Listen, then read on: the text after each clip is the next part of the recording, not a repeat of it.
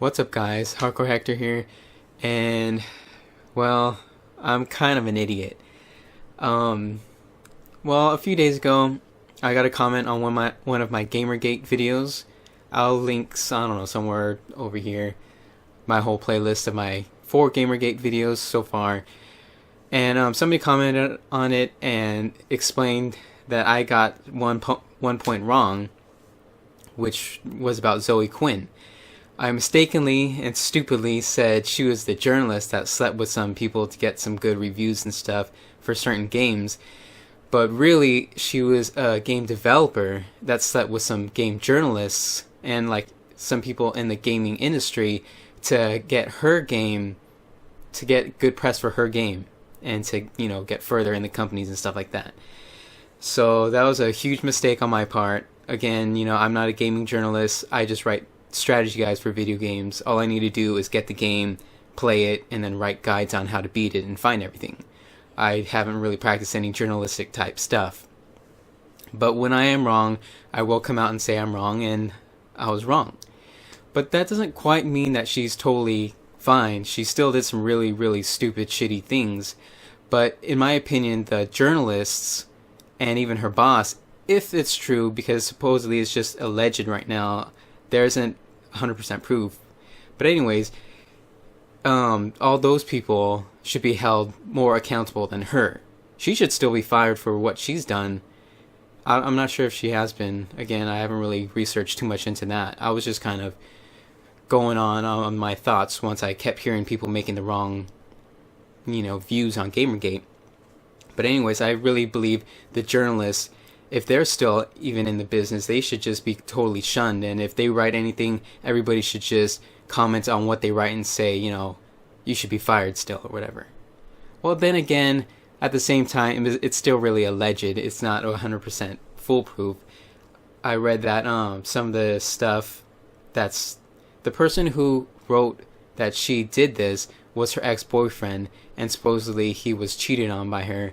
But again, you can say it could just be some, disgruntled ex-boyfriend or something like that, and he could just be making stuff up. I'm not 100% sure. But I was kind of debating if I should release 3 of the 5 names that have been going around of the people that she did sleep with in the gaming industry. But as I said, it's alleged, so it probably wouldn't be a good idea to release names of alleged peoples and stuff like that. So if you want to know, you can, research them and see who supposedly Zoe Quinn slept with and stuff. And there was another point that I wanted to make based on comments that I received on my videos. Some people kept saying things like gamers should be really going against all these bad people that make the gaming community look bad. And in reality, a lot of gamers do, and I have. And if you guys don't think I haven't, or if you guys think that I haven't, then I will right now. I'm against all those people. Those people are stupid. Those people who do harassment, death threats, releasing information, all those people suck and are not cool. I've even had my own information released before. I've had my email hacked before. It's not cool, and I don't support people who do it. At the same time, what can I do? How do I stop people from DDoSing? How do I stop people from leaking private information? How do I do it? I'm just some regular gamer dude. And there's millions and millions of gamers and only like this small crowd of really shitty people. At the same time, if you use that same argument against developers, like recently there's this dude who flipped a bitch because his game released on Steam, and on his game it said early access or something like that, and he got super pissed off and he was like, it's a full game, it's not early access. And so he just went on a Twitter rant, and he ended up stupidly saying he was going to kill Gabe Newell, the head of Valve, and of course Valve, owns Steam and runs it. So after that whole thing, Steam just released, or took the game off Steam and was like, alright, you threaten us, we're not going to deal with your shit. And so he flipped an even bigger bitch and started crying about all this shit, all on Twitter. And he isn't the only developer that's done that. But, if we use that same argument that the other people used about us gamers, then we can say, oh, all developers are like that, and all developers are crybabies and stuff like that, and look at how they react over the smallest things.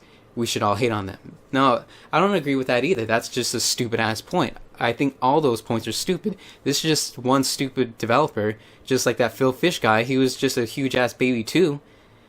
And there are a few developers that have been like that, and there's a few bad eggs, but that doesn't mean all developers are really horrible. And a lot of time, the things that us gamers are mad at developers for doing is really the whole publisher's fault. And, you know, sometimes they're just trying to make a quick buck, and sometimes they really do need that money to stay alive. Because gaming, the whole industry, can get pretty expensive, and, you know, a lot of people are afraid to innovate because they don't want to lose money, and then the whole, you know, what's the word? Development company just goes defunct, you know? So those were just 2 points I wanted to really cross upon. And so that's pretty much all I have to say about this particular video. But you can see my other 4 Gamergate videos. Those other 4 were all recorded at the same time, just like in this whole 30-minute rant almost. And then I just cut them up into 4 videos to make them more viewable.